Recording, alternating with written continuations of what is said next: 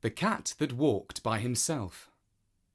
Hello, this is Richard, and this is one of the Just So stories by Rudyard Kipling, which tell us how animals came to be just so. And if you have ever wondered why cats are independent creatures, while dogs love to sidle up to their masters, this story explains why that is just so. Hear and attend and listen, for this befell and behappened and became and was, O my best beloved, when the tame animals were wild.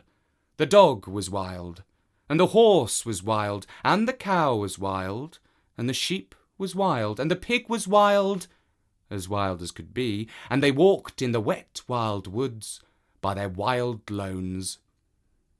But the wildest of all the wild animals was the cat. He walked by himself, and all places were alike to him. Of course the man was wild too. He was dreadfully wild. He didn't even begin to be tame till he met the woman, and she told him that she did not like living in his wild ways. She picked out a nice dry cave, instead of a heap of wet leaves to lie down in, and she strewed clean sand on the floor, and she lit a nice fire of wood at the back of the cave, and she hung a dried wild horse skin, tail down, across the opening of the cave, and she said, "Wipe your feet, dear, when you come in, and now we'll keep house." That night, best beloved, they ate wild sheep roasted on the hot stones, and flavoured with wild garlic and wild pepper, and wild duck stuffed with wild rice, and wild fenugreek, and wild coriander, and marrow bones of wild oxen, and wild cherries, and wild grenadillas. Then the man went to sleep in front of the fire, ever so happy. But the woman sat up, combing her hair. She took the bone of the shoulder of mutton, the big fat blade bone, and she looked at the wonderful marks on it, and she threw more wood on the fire, and she made a magic. She made the first singing magic in the world. Out in the wet wild woods, all the wild animals gathered together where they could see the light of the fire a long way off, and they wondered what it meant. I have drawn a picture of the cave, where the man and the woman lived first of all. It was a very nice cave, and much warmer than it looks. The man had a canoe. It is on the edge of the river, being soaked in the water to make it swell up. The tattery-looking thing across the river is the man's salmon net to catch salmon with. There are nice clean stones leading up from the river to the mouth of the cave, so that the man and woman could go down for water without getting sand between their toes. The things like black beetles far down the beach are really trunks of dead trees that floated down the river from the wet wild woods on the other bank. The man and the woman used to drag them out and dry them and cut them up for firewood. I haven't drawn the horsehide curtain at the mouth of the cave because the woman has just taken it down to be cleaned. All those little smudges on the sand between the cave and the river are the marks of the woman's feet and the man's feet. The man and the woman are both inside the cave eating their dinner. They went to another cosier cave when the baby came, because the baby used to crawl down to the river and fall in, and the dog had to pull him out. Then Wild Horse stamped his wild foot and said, "Oh, my friends, and oh, my enemies! Why have the man and the woman made that great light in that great cave, and what harm will it do us?" Wild Dog lifted up his wild nose and smelled the smell of roast mutton, and said, "I will go up and see and look, and say, for I think it is good. Cat, come with me." "Nelly," said the cat, "I am the cat who walks by himself, and all places are alike to me. I will not come." "Then we can never be friends again," said Wild Dog, and he trotted off to the cave. But when he had gone a little way, the cat said to himself, "All places are alike to me. Why should I not go too and see and look and come away at my own liking?" So he slipped after Wild Dog softly, very softly, and hid himself where he could hear everything. When Wild Dog reached the mouth of the cave, he lifted up the dried horse skin with his nose and sniffed the beautiful smell of the roast mutton. And the woman, looking at the blade bone, heard him and laughed and said, "Here comes the first. Wild thing out of the wild woods, what do you want?" Wild Dog said, "O my enemy, and wife of my enemy, what is this that smells so good in the wild woods?" Then the woman picked up a roasted mutton bone and threw it to Wild Dog and said, "Wild thing out of the wild woods, taste and try." Wild Dog gnawed the bone, and it was more delicious than anything he had ever tasted, and he said, "O my enemy, and wife of my enemy, give me another." The woman said, "Wild thing out of the wild woods, help my man to hunt through the day and guard this cave at night, and I will give you as many roast bones as you need." "Ah," said the cat, listening, "this is a very wise woman, but she is not so wise as I am." Wild Dog crawled into the cave and laid his head on the woman's lap and said, "O my friend, and wife of my friend, I will help your man to hunt through the day, and at night I will guard your cave." "Ah," said the cat, listening, "that is a very foolish dog." And he went back through the wet wild woods, waving his wild tail and walking by his wild lone. But he never told anybody. When the man waked up, he said, "What is Wild Dog doing here?" And the woman said, "His name is not Wild Dog anymore, but the first friend, because he will be our friend for always and always and always. Take him with you when you go hunting." Next night, the woman cut great green armfuls of fresh grass from the water meadows and dried it before the fire, so that it smelt like new-mown hay. And she sat at the mouth of the cave and plaited a halter out of horsehide, and she looked at the shoulder of mutton bone, at the big broad blade bone, and she made a magic. She made the second singing magic in the world. Out in the wild woods, all of the wild animals wondered what had happened to Wild Dog, and at last Wild Horse stamped with his foot and said, "I will go and see and say why Wild Dog has not returned. Cat, come with me." "Nene," said the cat, "I am the cat who walks by himself, and all places are alike to me. I will not come." But all the same, he followed Wild Horse softly, very softly, and hid himself where he could hear everything. When the woman heard Wild Horse tripping and stumbling on his long mane, she laughed and said, "Here comes the second. Wild thing out of the wild woods, what do you want?" Wild Horse said, "O my enemy, and wife of my enemy, where is Wild Dog?" The woman laughed and picked up the blade bone and looked at it and said, "Wild thing out of the wild woods, you did not come here for Wild Dog, but for the sake of this good grass." And Wild Horse, tripping and stumbling on his long mane, said, "That is true. Give it to me to eat." The woman said, "Wild thing out of the wild woods, bend your wild head and wear what I give you, and you shall eat the wonderful grass 3 times a day." "Ah," said the cat, listening, "this is a clever woman, but she is not so clever as I am." Wild Horse bent his wild head, and the woman slipped the plaited hide halter over it, and Wild Horse breathed on the woman's feet and said, "Oh, my mistress and wife of my master, I will be your servant for the sake of the wonderful grass." "Ah," said the cat, listening. "That is a very foolish horse." And he went back through the wet wild woods, waving his wild tail and walking by his wild lone. But he never told anybody. When the man and the dog came back from hunting, the man said, "What is Wild Horse doing here?"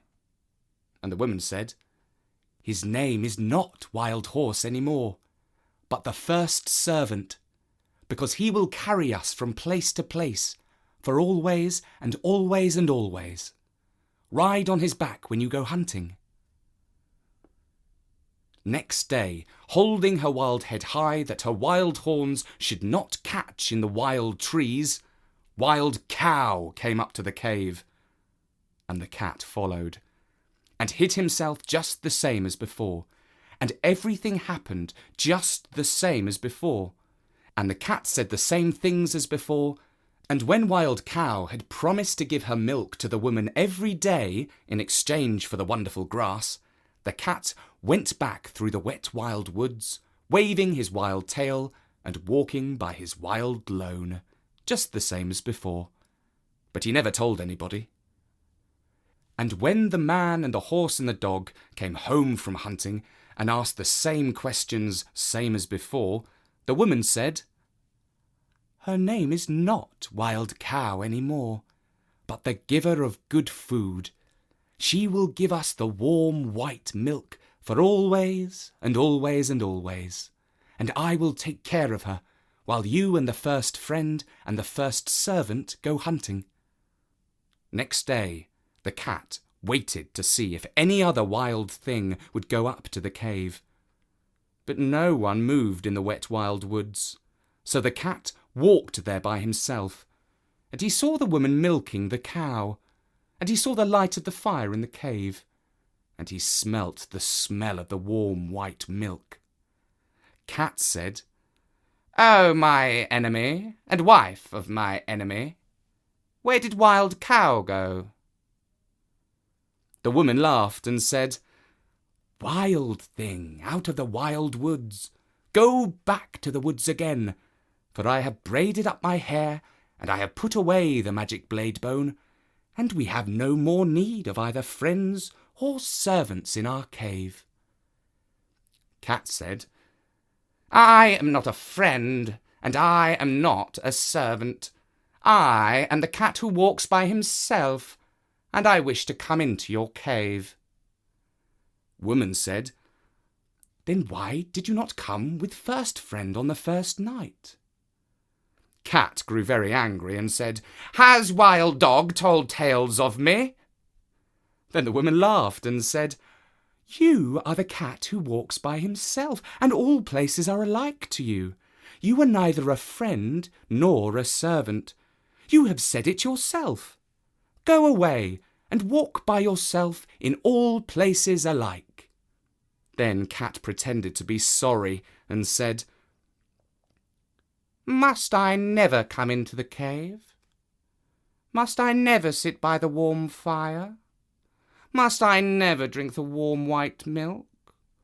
You are very wise and very beautiful. You should not be so cruel, even to a cat." Woman said, "I knew I was wise, but I did not know I was beautiful. So I will make a bargain with you. If I ever say one word in your praise, you may come into the cave." "And if you say 2 words in my praise?" said the cat. "I never shall," said the woman, "but if I say 2 words in your praise, you may sit by the fire in the cave." "And if you say 3 words?" said the cat. "I never shall," said the woman. "But if I say 3 words in your praise, You may drink the warm white milk 3 times a day for always and always and always. Then the cat arched his back and said, Now let the curtain at the mouth of the cave, and the fire at the back of the cave, and the milk pots that stand beside the fire, remember what my enemy and the wife of my enemy has said. And he went away through the wet wild woods, waving his wild tail and walking by his wild lone. That night, when the man and the horse and the dog came home from hunting, the woman did not tell them of the bargain that she had made with the cat, because she was afraid that they might not like it. Cat went far and far away and hid himself in the wet wild woods by his wild lone for a long time, till the woman forgot all about him. Only the bat, the little upside-down bat that hung inside the cave, knew where Cat hid, and every evening Bat would fly to Cat with news of what was happening. One evening Bat said, There is a baby in the cave. He is new and pink and fat and small, and a woman is very fond of him. Ah, said the cat, listening. But what is the baby fond of? He is fond of things that are soft and tickle, said the bat. He is fond of warm things to hold in his arms when he goes to sleep. He is fond of being played with. He is fond of all those things. Ah, said the cat, listening. Then my time has come. I have drawn a picture of the cat that walked by himself, walking by his wild lone through the wet wild woods and waving his wild tail. There is nothing else in the picture, except some toadstools. They had to grow there because the woods were so wet. The lumpy thing on the low branch isn't a bird. It is moss that grew there because the wild woods were so wet. Underneath the truly picture is a picture of the cosy cave that the man and the woman went to after the baby came. It was their summer cave, and they planted wheat in front of it. The man is riding on the horse to find the cow and bring her back to the cave to be milked. He is holding up his hand to call the dog, who has swum across to the other side of the river, looking for rabbits. Next night, Cat walked through the wet wild woods and hid very near the cave till morning time, and man and dog and horse went hunting. The woman was busy cooking that morning, and the baby cried and interrupted. So she carried him outside the cave and gave him a handful of pebbles to play with. But still the baby cried. Then the cat put out his paddy paw and patted the baby on the cheek, and it cooed, and the cat rubbed against its fat knees and tickled it under its fat chin with his tail, and the baby laughed, and the woman heard him and smiled. Then the bat, the little upside-down bat that hung in the mouth of the cave, said, Oh, my hostess and wife of my host and mother of my host's son, a wild thing from the wild woods is most beautifully playing with your baby. A blessing on that wild thing, whoever he may be, said the woman, straightening her back. For I was a busy woman this morning, and he has done me a service. That very minute and second, best beloved, the dried horse-skin curtain that was stretched, tail down at the mouth of the cave, fell down, whoosh, because it remembered the bargain she had made with the cat. And when the woman went to pick it up, lo and behold, the cat was sitting quite comfy inside the cave. Oh, my enemy, and wife of my enemy, and mother of my enemy, said the cat, it is I, for you have spoken a word in my praise, and now I can sit within the cave for always, and always, and always. But still I am the cat who walks by himself, and all places are alike to me. The woman was very angry, and shut her lips tight, and took up her spinning wheel and began to spin. But the baby cried, because the cat had gone away, and the woman could not hush it. for it struggled and kicked and grew black in the face. "Oh, my enemy, and wife of my enemy, and mother of my enemy," said the cat, "take a strand of the wire that you were spinning, and tie it to your spinning wall, and drag it along the floor, and I will show you a magic that shall make your baby laugh as loudly as he is now crying." "I will do so," said the woman, "because I am at my wit's end. But I will not thank you for it." She tied the thread to the little clay spindle wall and drew it across the floor, and the cat ran after it and patted it with his paws and rolled head over heels and tossed it backward over his shoulder and chased it between his hind legs and pretended to lose it and pounced down upon it again till the baby laughed as loudly as it had been crying and scrambled after the cat and frolicked all over the cave till it grew tired and settled down to sleep with the cat in its arms. "Now," said the cat, "I will sing the baby a song that shall keep him asleep for an hour." And he began to purr, loud and low, low and loud, till the baby fell fast asleep. The woman smiled as she looked down upon the two of them, and said, "That was wonderfully done. No question, but you are very clever, O cat." That very minute and second, best beloved, the smoke of the fire at the back of the cave came down in clouds from the roof, puff, because it remembered the bargain she had made with the cat. And when it had cleared away, lo and behold, the cat was sitting quite comfy close to the fire.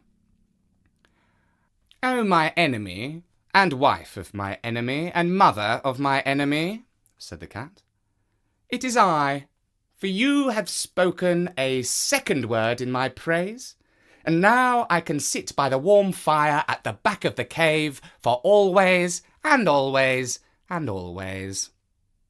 But still I am the cat who walks by himself, and all places are alike to me."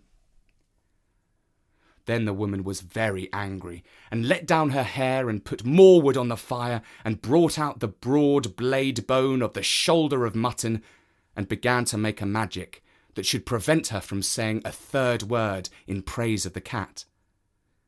It was not a singing magic, best beloved.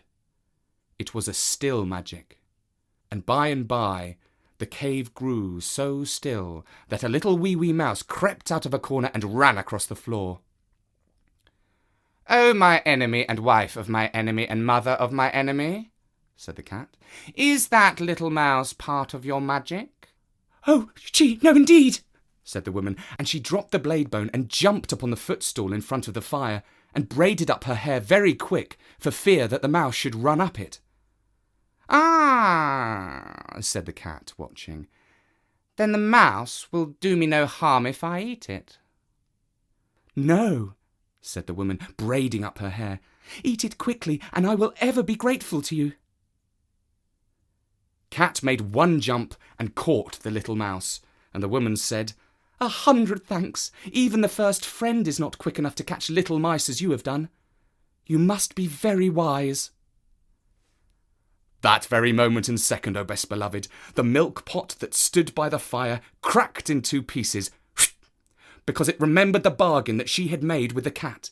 And when the woman jumped down from the footstool, lo and behold, the cat was lapping up the warm white milk that lay in one of the broken pieces. "Oh, my enemy, and wife of my enemy, and mother of my enemy," said the cat, "it is I, for you have spoken 3 words in my praise, and now I can drink the warm white milk 3 times a day, for always and always and always. But still I am the cat who walks by himself, and all places are alike to me." Then the woman laughed, and set the cat a bowl of warm white milk, and said, "Oh, cat, you were as clever as a man. But remember that your bargain was not made with the man or the dog, and I do not know what they will do when they come home." "What is that to me?" said the cat. "If I have my place in the cave by the fire, and my warm white milk 3 times a day, I do not care what the man or the dog can do." That evening, when the man and the dog came into the cave, the woman told them all the story of the bargain, while the cat sat by the fire and smiled. Then the man said, "Yes, but he has not made a bargain with me, or with all proper men after me." Then he took off his 2 leather boots, and he took up his little stone axe, that makes 3, and he fetched a piece of wood and a hatchet, that is 5 altogether, and he set them out in a row, and he said, "Now we will make our bargain. If you do not catch mice when you are in the cave for always and always and always, I will throw these 5 things at you whenever I see you, and so shall all proper men do after me." "Ah," said the woman, listening, "this is a very clever cat, but he is not so clever as my man." The cat counted the 5 things, and they looked very knobby, and he said, "I will catch mice when I am in the cave for always and always and always, but still I am the cat who walks by himself, and all places are alike to me." Then the dog said, "Wait a minute. He has not made a bargain with me, or with all proper dogs after me." and he showed his teeth and said, "If you are not kind to baby while I am in the cave, for always and always and always, I will hunt you till I catch you, and when I catch you, I will bite you, and so shall all proper dogs do after me." "Ah," said the woman, listening, "this is a very clever cat, but he is not so clever as the dog." Cat counted the dog's teeth, and they looked very pointed, and he said, "I will be kind to the baby while I am in the cave, as long as he does not pull my tail too hard, for always and always and always. But still I am the cat that walks by himself, and all places are alike to me." "Not when I am near," said the dog. "If you had not said that last, I would have shut my mouth for always and always and always. But now I am going to hunt you up a tree whenever I meet you, and so shall all proper dogs do after me." Then the man threw his 2 boots and his little stone axe, that makes 3, at the cat, and the cat ran out of the cave, and the dog chased him up a tree. And from that day to this, best beloved, 3 proper men out of 5 will always throw things at a cat whenever they meet him, and all proper dogs will chase him up a tree. But the cat keeps his side of the bargain too. He will kill mice, and he will be kind to babies when he is in the house, just as long as they do not pull his tail too hard. But when he has done that, and between times, and when the moon gets up and night comes, he is the cat that walks by himself, and all places are alike to him. Then he goes out to the wet wild woods, or up the wet wild trees, or on the wet wild roofs, waving his wild tail and walking by his wild lone. And that was the story of the cat who walked by himself.